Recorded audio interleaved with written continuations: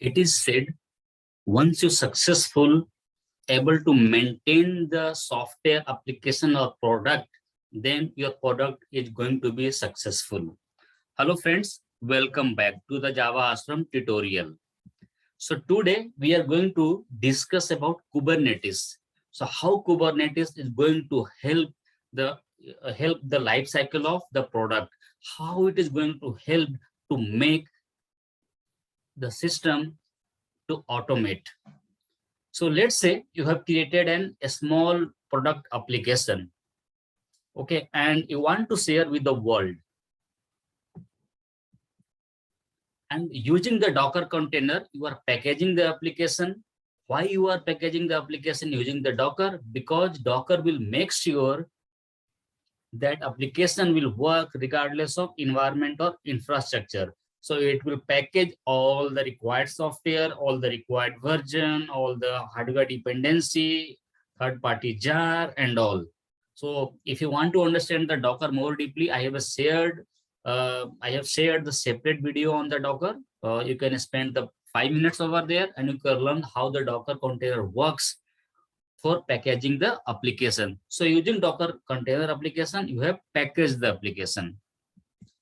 So you have deployed your application to 3 different servers using the Docker. So you have 3 different servers, and using Docker container, you have deployed to 3 different servers.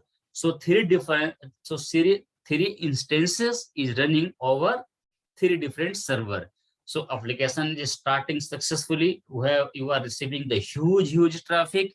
Your application is working fine. So you are now happy. Wow, my application is doing better than what I had expected. So let's say now you need to scale up the instances fast. So why you need to scale up?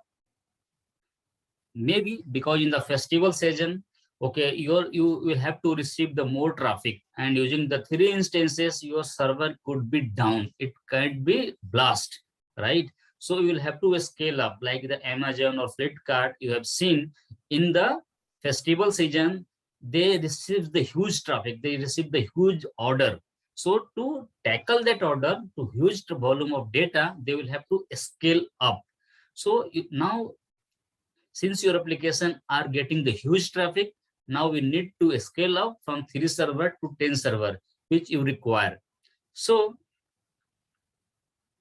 to up the 10 server, how will you decide which container should go where, on which server?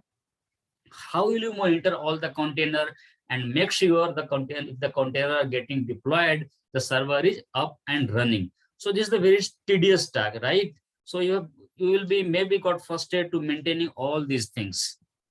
So the things will go out of control and it will be a mess. So like you need to create a more instance. You will start planning out that you need to restart the server. You will have to monitor the 10, 20, 50 server, depends upon how much server instances you are getting up.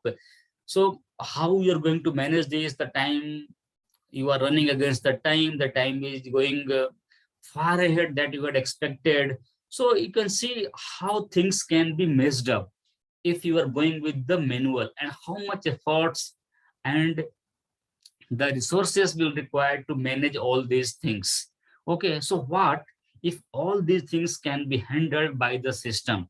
What if you can automate all these things using some software or some tool? So this is the place where Kubernetes come into the play.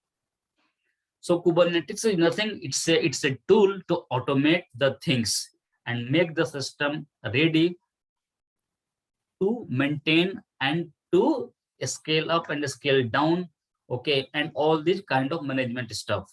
So it's a container, open source container, which is used to automate the computer application deployment, scaling, and any kind of management. So the individual resource or the manpower don't need to worry about that. So Kubernetes will be there to take care all the container that is going to deploy, how the container will run, which container are getting up or not, which container will go to the which server. So all these things will be taken care by the Kubernetes.